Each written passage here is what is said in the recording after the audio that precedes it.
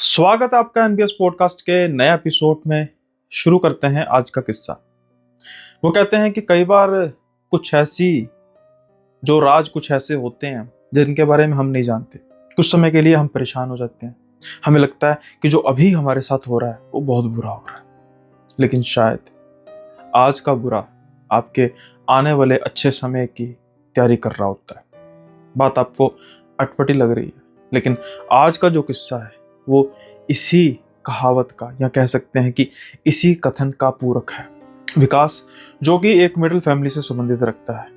कुछ ही समय पहले विकास की बहन की शादी दिल्ली हुई है। विकास बेसिकली वाराणसी से बिलोंग करता है। अब जैसे आपको पता ही है, कई बार शादियों के बाद शुरू में तो सब कुछ ठीक होता है, लेकिन कुछ समस्याएं आने लग पड़ती हैं। विकास की बहन की भी यही कहानी थी। अब कुछ समय तो शादी हुए हो चुका था, लेकिन रिश्तों में शायद कहीं ना कहीं खटास आती जा रही थी। विकास के पेरेंट्स ये डिसाइड करते हैं कि हम अपनी बेटी के जो भी घर में चल रहा है वहाँ पर हम अब बहुत ज़्यादा इंटरफेरेंस नहीं करेंगे, और जो समस्याएं हैं उनकी बेटी कोशिश करेगी खुद सुलझाने की, जो कि एक मेरे हिसाब से समझदारी भरा फैसला था। अब सब कुछ चल रहा था, यही परेशानियां धीरे धीरे कभी कम हो जाती, कभी ज़्यादा हो जाती। विकास के माँ बाप सोचते हैं कि ऐसा करते हैं, क्यों ना हम माता रानी का जागरण करते हैं। इसी बहाने विकास की बहन के सृष्टि के जो पेरेंट्स हैं, इनके इन लॉज हैं, उनको बुलाएंगे। जो भी मनमुटाव होगा इसी बहाने दूर कर दिए जाएंगे। लेकिन शायद ये उनका वहम था, क्योंकि न्योता देने पर भी वो आते नहीं। पहली चीज जो मैंने कहा कि फिलहाल हमें लगता है कि काफी बुरी थी, लेकिन शायद कोई रास्ता। अब जागरण तो जो सारी तैयारियां चल रही थी, जागरण होता है। कहीं ना कहीं विकास, उसके माँ बाप तीनों के मन में ये टीस रहती है कि उनकी प्यारी बहन, उनकी बच्ची आ नहीं सकी। लेकिन अब जागरण महामाई का संपन्न होता है, और जो प्रसाद होता है आपको पता ही है कि जो हलवे का प्रसाद होता है, इसके अलावा बाकी प्रसाद होता है, जो जोत का प्रसाद होता है। विकास ये इच्छा जाहिर करता है कि मम्मी पापा, मैं दीदी दीदी तो आ नहीं सकी, उनके परिवार वाले तो आ नहीं सके, तो क्यों ना मैं प्रसाद के बहाने प्रसाद भी साथ में लेके जाता हूँ, और इसी बहाने दीदी से मिला हूँ। एक एक बहाना भी हो जाएगा, और इसी बहाने सब प्रसाद भी ग्रहण कर लेंगे। विकास के माँ बाप को ये बात अच्छी लगती है। हालांकि वो साथ जाना चाहते थे, लेकिन वो सोचते हैं कि अगर हम इस तरीके से गए तो कहीं उसके परिवार वाले ये ना समझे कि जानबूझकर देखने आए हैं अपनी बेटी को, कि कहीं कुछ समस्या तो नहीं है। काफ़ी बातें होती हैं जिनका ख्याल रखना पड़ता है, और समझदारी भी इसी में होती है। यही सोचकर ये डिसाइड करते हैं कि विकास अब जाएगा, दिल्ली जाएगा, और वहाँ पे अपनी बहन को प्रसाद देगा, हाल चाल पूछेगा, सलामती सब कुछ पूछेगा, और उसके बाद वापस चला आएगा। किसी भी तरीके की कोई भी बात नहीं करेगा। यही उनका विकास को भेजने का उद्देश्य भी था, कि बस खैर खबर लेके आनी है, पूछना कुछ नहीं है, बात कोई नहीं करनी, जिक्र कुछ नहीं करना। अब विकास चल पड़ता है दिल्ली की ओर। ट्रेन पे बैठता है। कुछ ही समय बाद वो दिल्ली पहुंच जाता है। उसके बाद अपनी बहन के घर जाता है। बहन उसको देखकर काफी खुश होती है। ऐसा नहीं है कि जीजा जी और उनके परिवार वाले भी नहीं खुश होते, वो भी बहुत खुश होते हैं। कई मनमुटाव ऐसे होते हैं जिनमें दुश्मनी नहीं होती, कुछ नाराजगी होती है, और जब कोई घर आए तो उसके बाद उसको देखकर मुंह चिढ़ाना भी कईयों के खानदान का हिस्सा नहीं होता। और ऐसे ही सृष्टि के जो परिवार वाले भी थे, समझते थे कि मनमुटाव चलते रहते हैं। काफी आवभगत हुई विकास की, सब कुछ हाल चाल जाना सब ठीक है। जीजा जी भी खास तौर पर अपनी दुकान छोड़कर मिलने के लिए विकास को आए, जो विकास को काफी अच्छा लगा। शायद विकास के मन में यह चीज बैठ चुकी थी कि रिश्ता खराब हो रहा है, और कहीं ना कहीं जो हमारे यानी कि बहन के इन लॉज है हमें पसंद नहीं करते। लेकिन शायद आज विकास का भ्रम टूट चुका था। लेकिन नाराजगी जो होती है वो अपनी जगह भी होती है। अब जब विकास जाने की तैयारी कर रहा था, और विकास प्रसाद भेंट करता है, यहाँ पर उनके इन लॉज, उसकी बहन के सिस्टर के इन लॉज काफ़ी बड़ी गलती करते हैं। वो प्रसाद लेने से मना कर देते हैं। अब विकास एक दो बार कहता है, लेकिन उसकी बहन इशारा करती है कि नहीं भाई, रहने दे, कोई बात नहीं।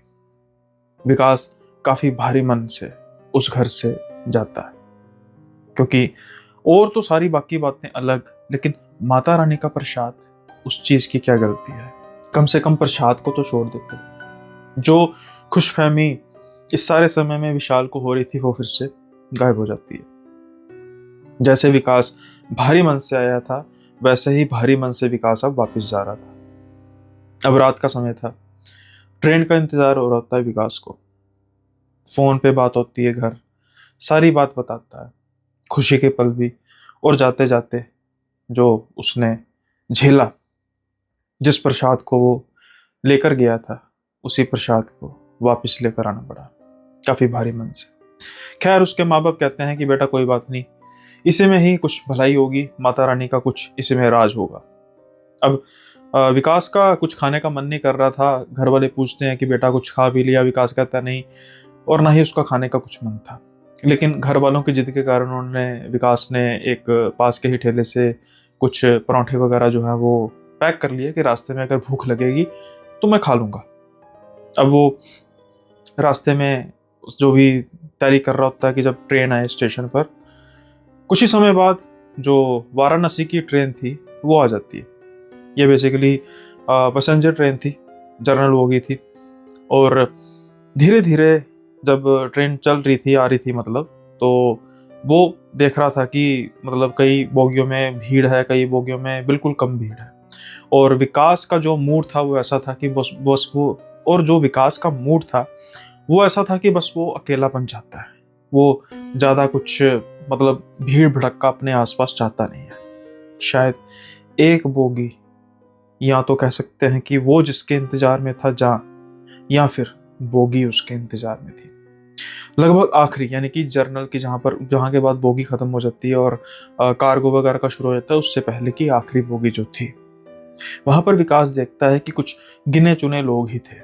शायद कुछ 7-8 लोग ही होंगे। विकास झट से उठता है, वहां पर उस बोगी में चढ़ जाता है। ट्रेन लगभग आधा पौना घंटा रुकती है और उसके बाद ट्रेन फिर चल पड़ती है। अब विकास बस खिड़की की तरफ बैठा हुआ था, भारी मन से बस टकटकी लगाए एक ही जगह देख रहा था। कुछ समय तक ट्रेन धीरे धीरे चलती है और जैसे ही दिल्ली से निकलती है तो फिर रफ्तार पकड़ लेती है। फिर जैसा मैंने कहा कि ये पैसेंजर ट्रेन थी, और पैसेंजर ट्रेन का आपको पता है कि तकरीबन जो छोटे छोटे स्टेशन होते हैं वहां पर भी रुकती है। अब छोटे छोटे स्टेशन आ रहे थे और जो 7-8 लोग थे वो भी तकरीबन उतर चुके थे उस ट्रेन से। अब एक जगह पे जब ट्रेन आके रुकती है, छोटा सा, काफी छोटा स्टेशन होता है, और वहां पर लगभग जो विकास की बोगी के जितने भी थे वो सभी जा चुके थे। और विकास कहीं ना कहीं रिलैक्स भी महसूस कर रहा था कि भाई चलो शुक्र है मैं अकेला ही हूँ, मैं रहना भी इस समय अकेला ही चाहता हूँ।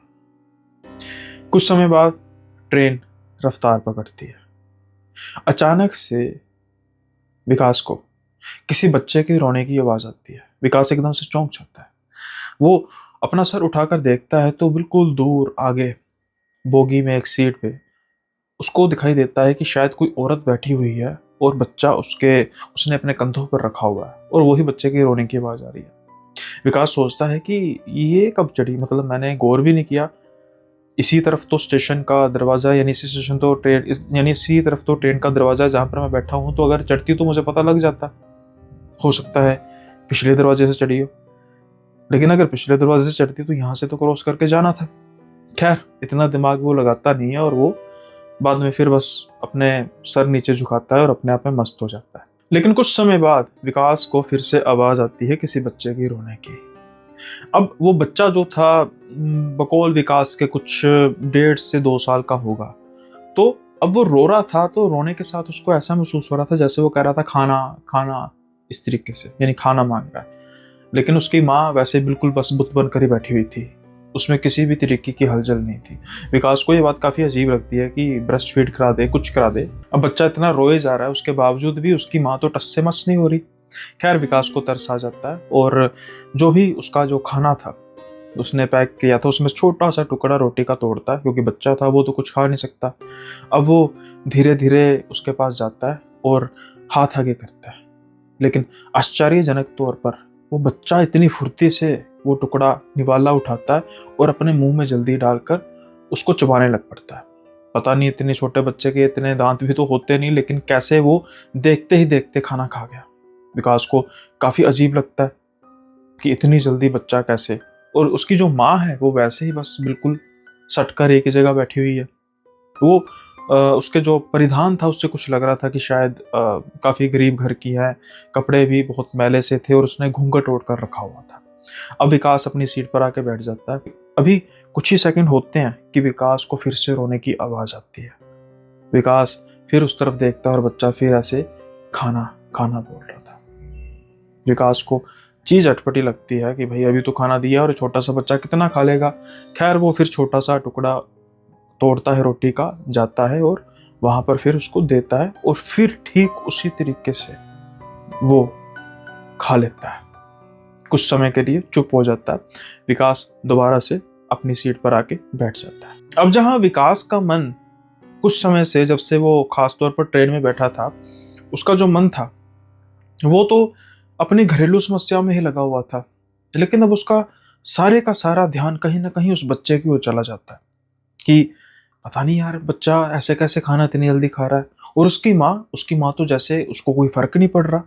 उसका बच्चा रो रहा है, खाना खाना बोल रहा है और उसकी माँ को ब्रेस्ट फीड करानी चाहिए, लेकिन पता नहीं कैसी माँ है।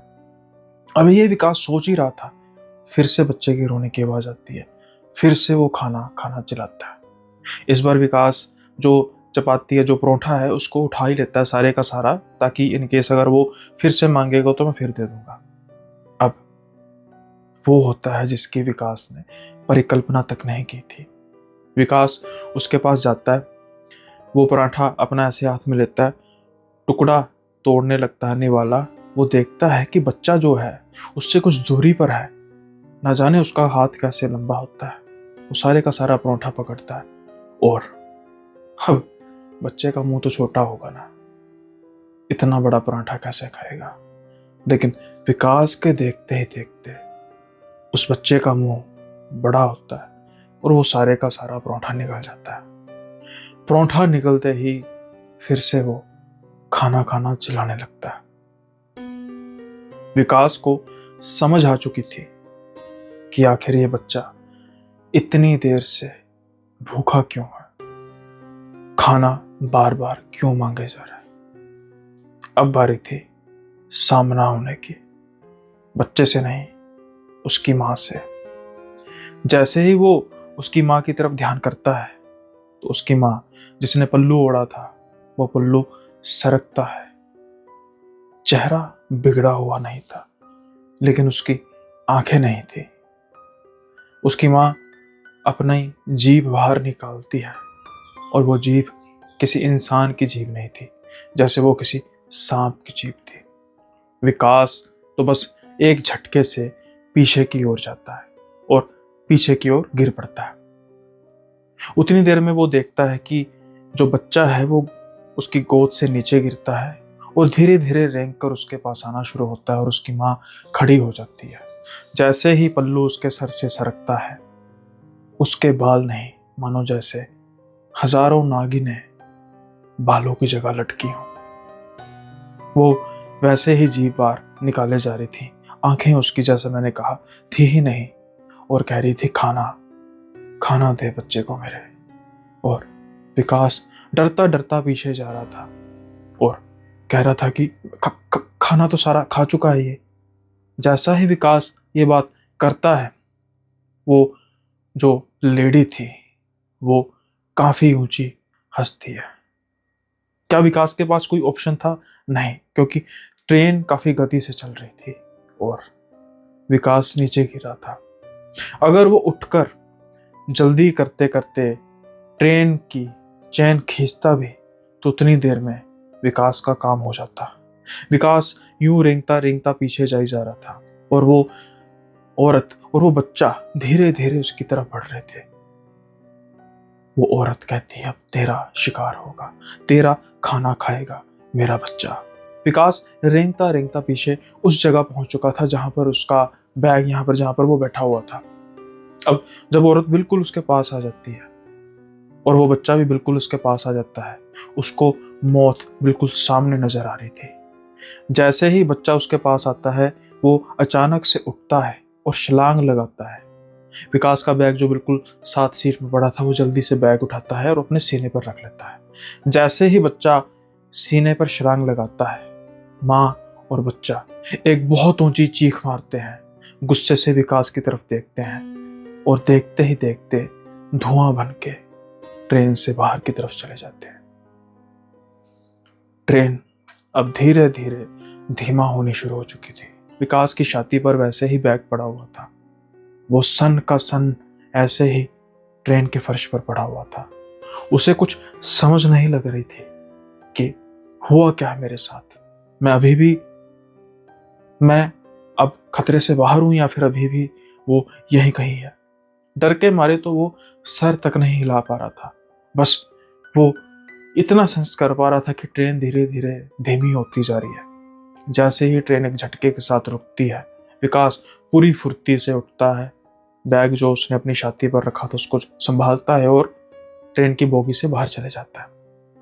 अब जल्दी से वो आगे की तरफ दौड़ रहा होता है और देख रहा होता है कि पास वाली बोगी में जो लोग वगैरह हैं, जो सबसे ज्यादा भरी हुई बोगी थी। विकास जल्दी से उस बोगी में चढ़ता है। उसका शरीर पसीने से तरबतर हुआ था। सर्दी होने के बावजूद लोग उसको घूर घूर कर देख रहे थे। एक आदमी उसकी तरफ देखकर कहता है, क्या हुआ भाई, रुकी हुई ट्रेन को भागकर पकड़ा है क्या? जैसे ही वो ये बात करता है, सभी हंसने लगते हैं सिवाय विकास को, क्योंकि विकास को पता था कि वो किससे पाला छुड़ा कर आया। कुछ समय बाद ट्रेन चल पड़ती है और रफ्तार जैसे ही पकड़ती है, विकास को भी थोड़ी सी तसल्ली होती है। कुछ समय बाद जो लोग आपस में बातें कर रहे थे, स्टेशन आते हैं जाते हैं और धीरे धीरे विकास पहुंच जाता है। पहुंचते जल्दी से वो ऑटो पकड़ता है और घर पहुंचता है। जब वो घर पहुंचता है तो उसकी हालत देखकर उसके माँ बाप हैरान रह जाते हैं। इतना घबराया, उतना डरा हुआ पूछते, बेटा हुआ क्या, सब ठीक तो है? क्या हुआ? कहता कुछ कुछ नहीं, बस दीदी के साथ यहाँ तो सब कुछ ठीक है, लेकिन ट्रेन में। तो उसके माता पिता पूछते, ट्रेन में क्या हुआ? फिर वो सारे का सारा किस्सा बताता है और जैसे ही उसके माँ बाप ये किस्सा सुनते हैं, वो तो बस परमात्मा का शुक्र करते हैं किसी तरीके से बच्चा उनका बच गया। जल्दी से वो उसको पंडित जी के पास लेकर जाते हैं और उसके बाद सारी व्यथा बताते हैं। पंडित जी भी गंगा जल छिड़कते हैं, बोली वगैरह धागा वगैरह बांधते हैं, ताकि अगर कोई गलती से बला साथ में आ भी गई है तो वो बिल्कुल उस पर असर ना करे। अब जब विकास घर वापस आता है कुछ समय बाद, विकास अब बैग जो पकड़ता है और गुस्से से कहता है कि उन्होंने तो प्रसाद तक नहीं लिया। जैसे ही वो प्रसाद बाहर निकालता है तो उसकी समझ में कुछ आता है कि आखिर वो बचा कैसे। जैसे ही विकास के सीने पर वो बैग आया था, वो बच्चा जो उस पर झपटा मारने ही लगा था, कैसे वो और उसकी चुड़ैल माँ देखते ही देखते गायब हो गए, क्योंकि प्रसाद बैग में था। मैंने कहा था ना कि आज का जो आपके साथ बुरा हो रहा है, आने वाले समय में अच्छे वक्त की निशानी भी हो सकता है। अगर उसके बहन के इन-लॉज उस प्रसाद को एक्सेप्ट कर लेते तो विकास शायद आज जिंदा ना होता, वो किसी का निवाला बन गया होता। हालांकि उन्होंने भी कुछ अच्छा नहीं किया, लेकिन शायद इसी में माता रानी की रजा थी। माता जी के प्रसाद ने इतना बड़ा हादसा होने से बचा लिया। और देखो ना करामात, जब विकास वापिस आया, अब उनके जो रिश्तेदार यानी कि बहन के इन-लॉज थे, उन्होंने प्रसाद एक्सेप्ट नहीं किया। इतना सब कुछ हो गया विकास के साथ। अब ये बात उन्होंने क्या करनी थी, लेकिन शायद जब माता रानी का प्रसाद उन्होंने वापस किया तो उनको भी कुछ महसूस हुआ। अगले दिन उनके इन-लॉज का फोन आता है। वो खेद प्रकट करते हैं और कहते हैं कि गुस्से में हमने कुछ ज्यादा ही कर दिया, इसका पछतावा हमें है। और इसका पश्चाताप यह है कि अगले हफ्ते हम भी जागरण कर रहे हैं। आप सभी परिवार, आप समेत परिवार, खासतौर पर विकास को लेकर जरूर आइएगा। उसके बाद जागरण होता है और फिर जो भी मनमुटाव थे वो भी दूर हो जाते हैं। आई होप किस्सा आपको पसंद आया होगा। पसंद आया है तो लाइक शेयर सब्सक्राइब जरूर कीजिए और साथ के साथ ही कमेंट में अपना फीडबैक दीजिएगा। अब हम बढ़ते हैं अगले किस्से की ओर। कई बार जिंदगी में कुछ परिवर्तन अचानक ही हो जाते हैं। अचानक हुए इन परिवर्तनों की वजह से हम सही फैसले नहीं कर पाते, जल्दबाजी में फैसले कर लेते हैं। उसकी वजह से फैसले अक्सर गलत हो जाते हैं। नैना के साथ भी ऐसा ही हुआ। नैना अपनी सहेली के साथ बेसिकली ये पुणे में जॉब करती हैं। नैना और उसकी सहेली दोनों फ्लैट लेकर एक ही फ्लैट में मतलब रह रही थी। अब फ्लैट का जो रेंट था वो 30,000 के आसपास था, काफ़ी लेविश फ्लैट था। तो दोनों 15-15 हज़ार रुपये दे रही थी, तो कुछ ज़्यादा उनको फ़र्क पड़ नहीं रहा था। लेकिन अब एक दिन नैना की जो सहेली है वो काफ़ी खुश दिखाई दे रही थी। नैना उससे पूछती है कि क्या हुआ, तो वो कहती है कि उसकी जॉब अच्छी जगह, उसको एक ऑफर लेटर आया मुंबई से और उसका पैकेज लगभग दुगना है।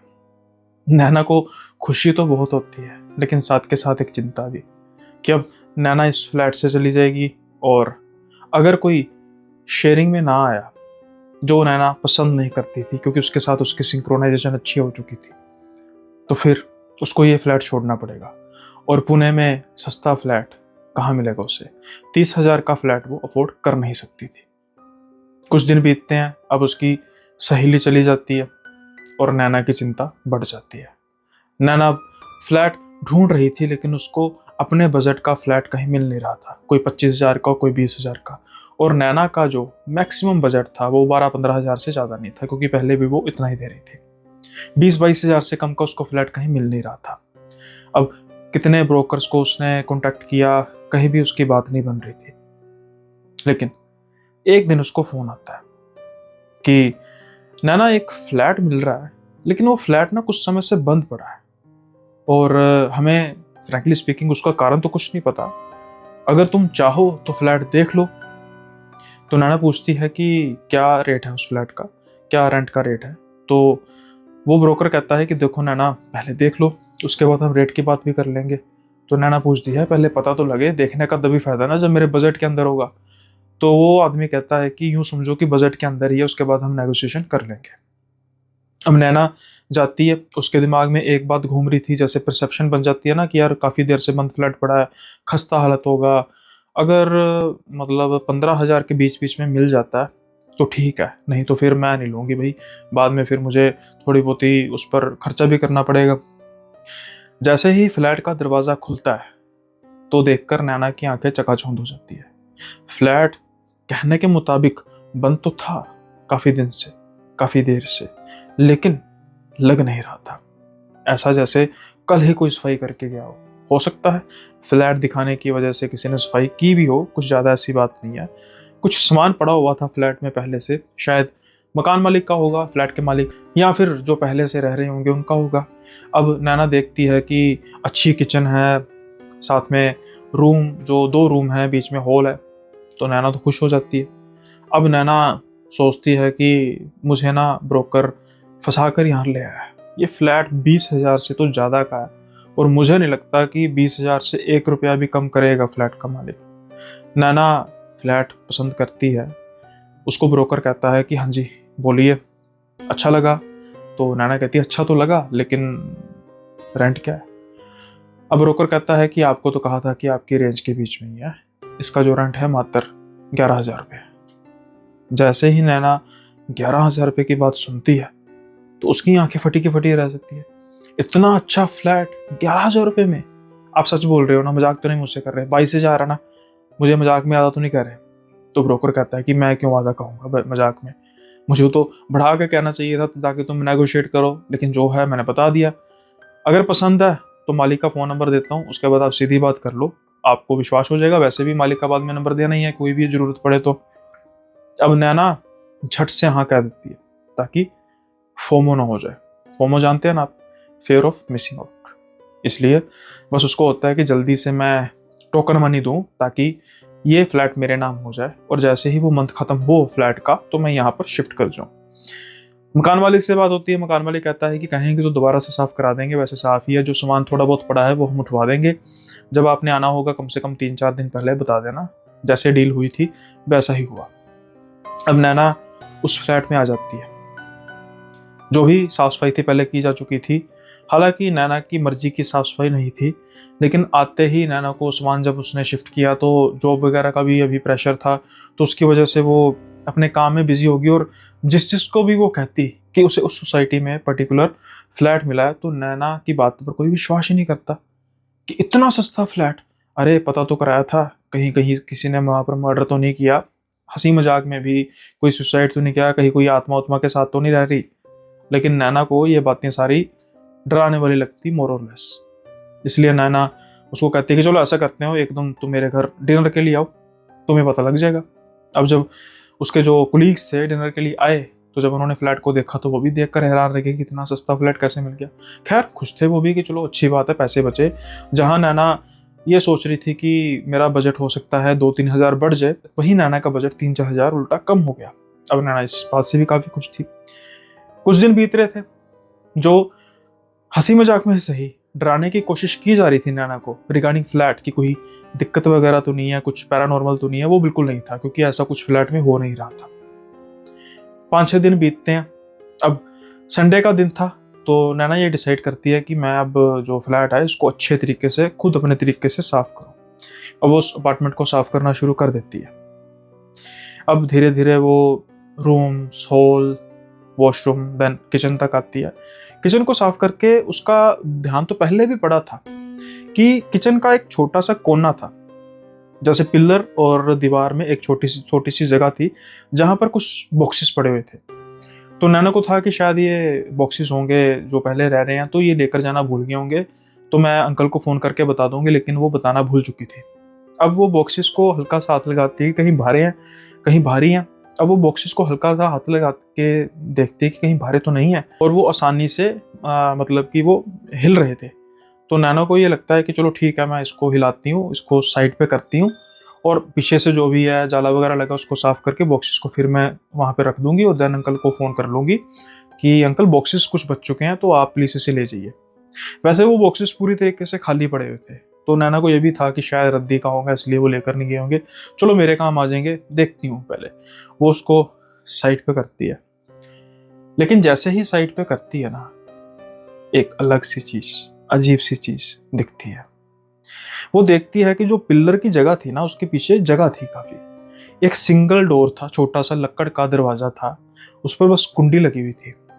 नैना को लगता है कि क्या ये छोटा सा स्टोर रूम है, अरे ये तो जैकपॉट लग गया, मुझे तो लगा था बस इतना स्पेस है।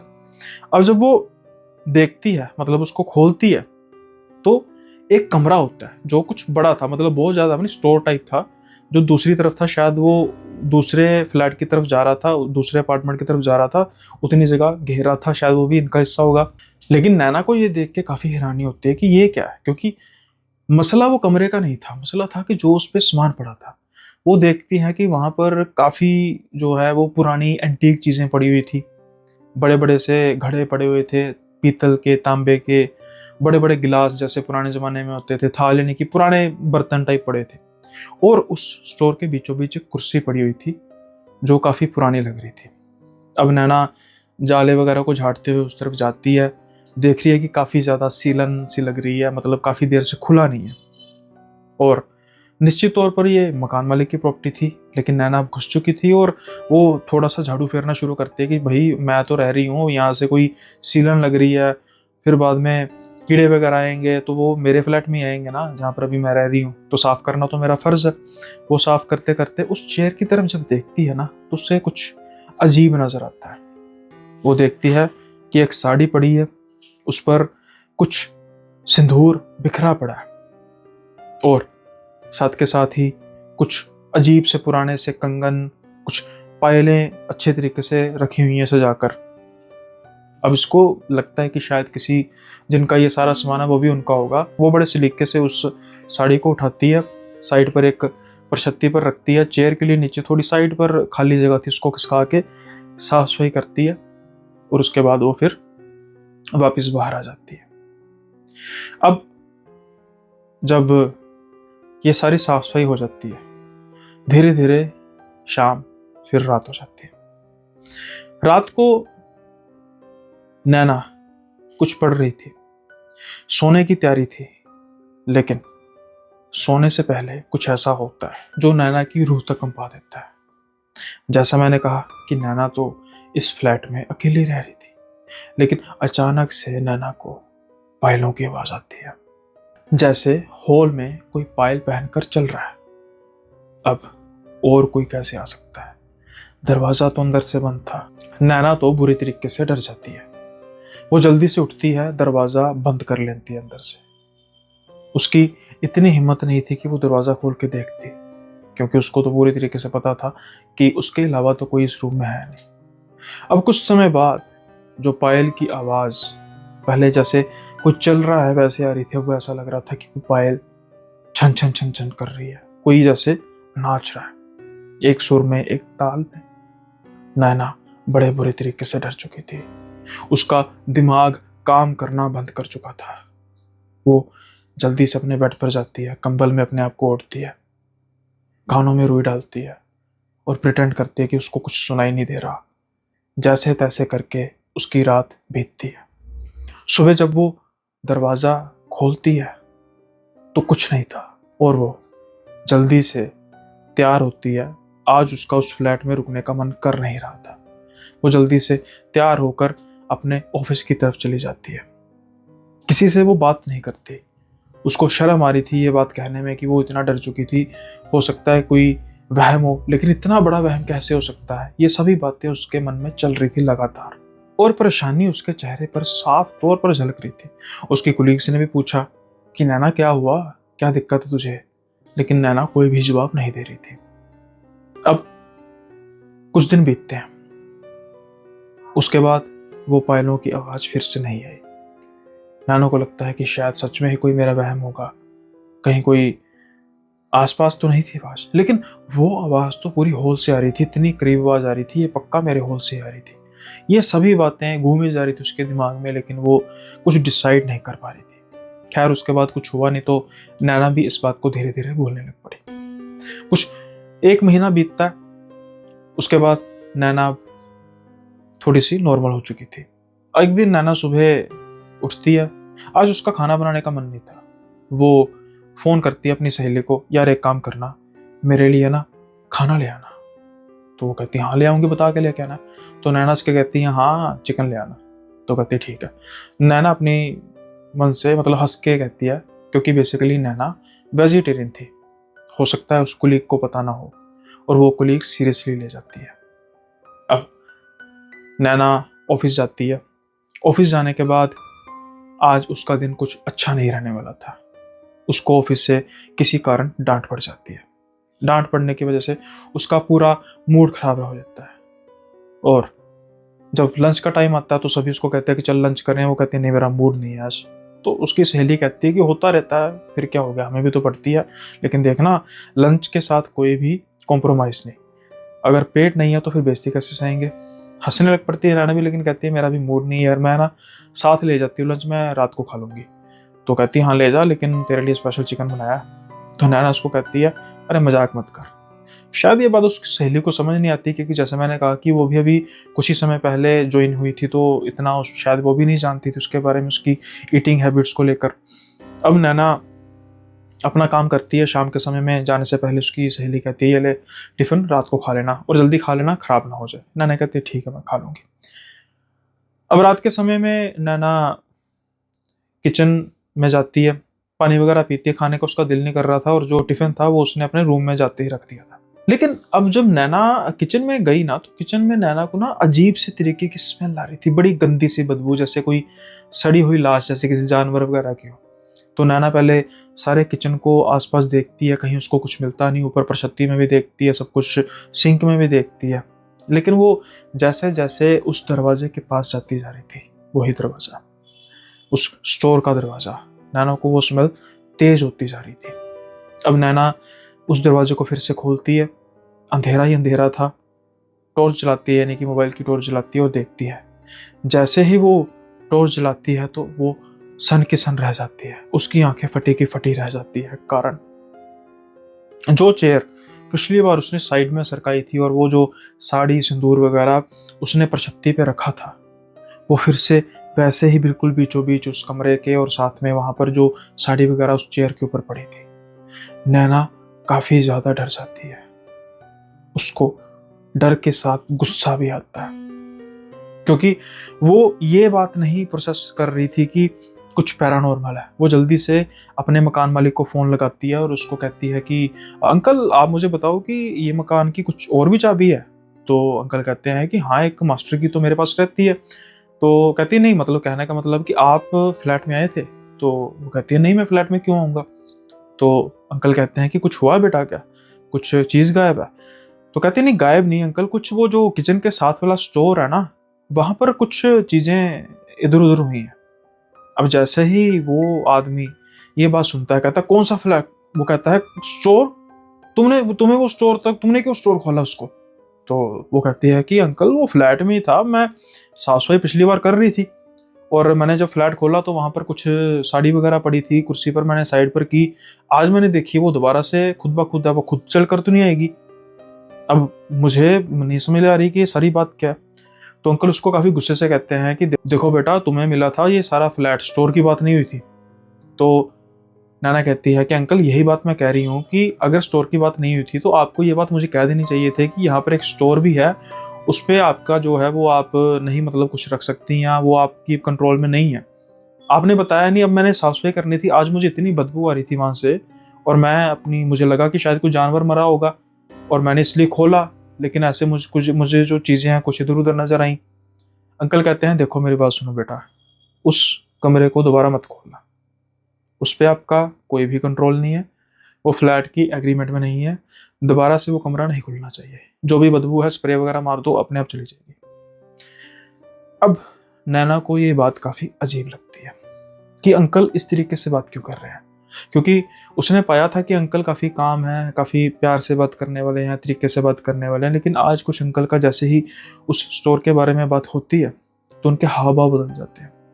खैर, नैना कहती है ठीक अंकल, लेकिन मुझे जैसे स्मेल काफी आ रही है, अब तो मैं कर रही हूँ स्प्रे, अगर फिर भी उसके बाद बदबू नहीं गई तो आपको पता है साथ में किचन है, काम तो होगा नहीं, तो प्लीज मैं कल आपको इन्फॉर्म कर दूंगी, फिर आप खुद ही आकर साफ सफाई करा दीजिएगा, लेकिन प्लीज इसका ख्याल रखिएगा।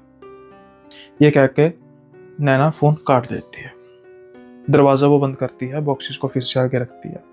अब वो बदबू इतनी बुरी थी ना, जिसकी वजह से नैना का थोड़ी बहुत ही जो भूख लगी भी थी वो भी मर गई।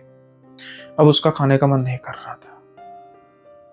नैना ये भी कम से कम भूल जाती है कि जो टिफिन पड़ा था उसके रूप में खाना पड़ा था, वो फ्रिज में या रसोई में रख देती है और वो लेट जाती है।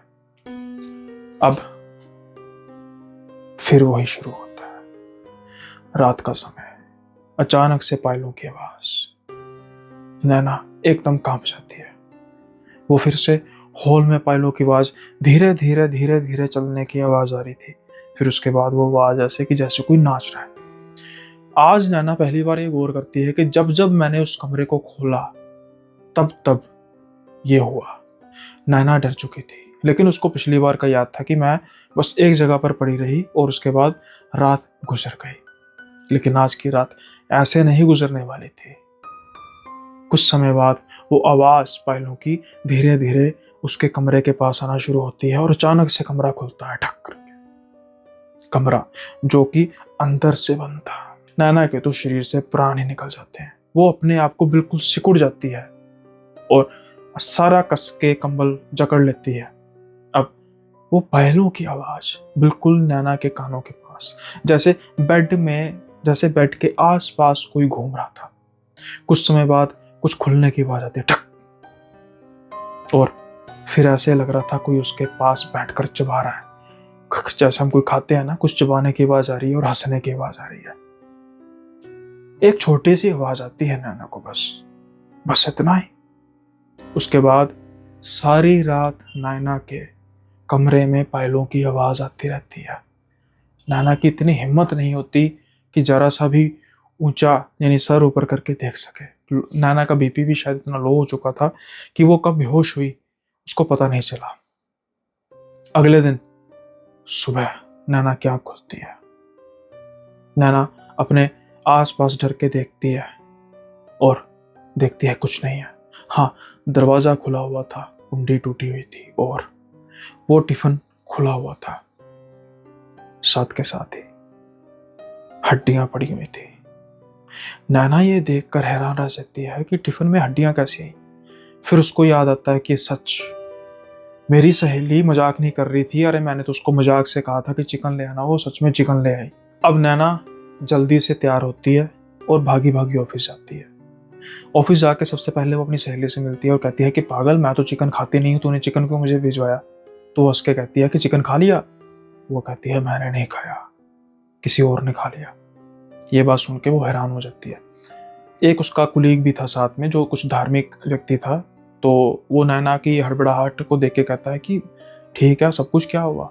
तो नैना पहले कुछ बताने से हिचक रही थी, लेकिन अब थोड़ा सा उसको कंफर्ट जोन आ चुका था और वो कहती है कि ये सब जो कुछ हुआ उसने बताया।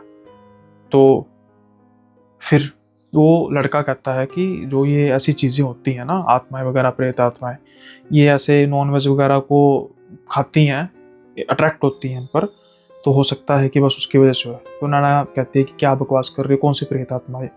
तो वो फिर लड़का कहता है कि तुम्हें बता दो क्या था। तुम्हारे बंद कमरे में कोई कमरा खोल कर आ रहा है, तुम्हारे अंदर फ्लैट में अंदर से कुंडी बंद है, कौन आ रहा है? और जब भी वो दरवाज़ा खुलता है वो फाइलें पड़ी हैं, सब कुछ है, और अब भी तुमको लग रहा है कि कुछ नहीं। अगर ऐसा था तो तुम डरी क्यों? उठती और सामना करती, क्योंकि तुम भी जानती हो कि वो कुछ और नहीं बल्कि प्रेत आत्मा थी। नैना अब सोचने पर मजबूर हो जाती है। उसकी सहेली भी उस लड़के का साथ ही दे रही थी और देना भी चाहिए था। नैना बहुत डर चुकी थी और कहती है कि मैं अब फ्लैट में वापस नहीं जाऊंगी। वो फ़ोन करती है अंकल को और कहती है कि अंकल, मैं जितने दिन बचे हैं बस उतने दिन में फ्लैट चेंज कर रही हूँ। अंकल उससे कारण पूछते हैं तो वो चिल्लाकर कहती है कि क्या आपको कारण नहीं पता? आपको सब पता था, मुझे पहले बता देना चाहिए था। अब पता लगा कि फ्लैट इतना सस्ता क्यों है। बाकी बचे कुछ दिन जब तक उसको नया फ्लैट नहीं मिलता वो होटल में रहती है और पहली फुर्सत में फ्लैट चेंज करती है। वो खुशकिस्मत थी कि जो भी था उसी फ्लैट में ही था, उसके साथ नहीं आया। और नैना महंगे फ्लैट में जरूर रह रही है, लेकिन सुकून से रह रही है। तो आज से तो कोई भी चीज़ लेने से पहले खास तौर पर प्रॉपर्टी ध्यान रखा कीजिए। आई होप ये किस्सा भी आपको पसंद आया होगा। पसंद आया तो लाइक शेयर सब्सक्राइब करना मत भूलिएगा। मिलते हैं अगले एपिसोड में नए किस्सों के साथ। तब तक के लिए बाय बाय, अपना ख्याल रखिए।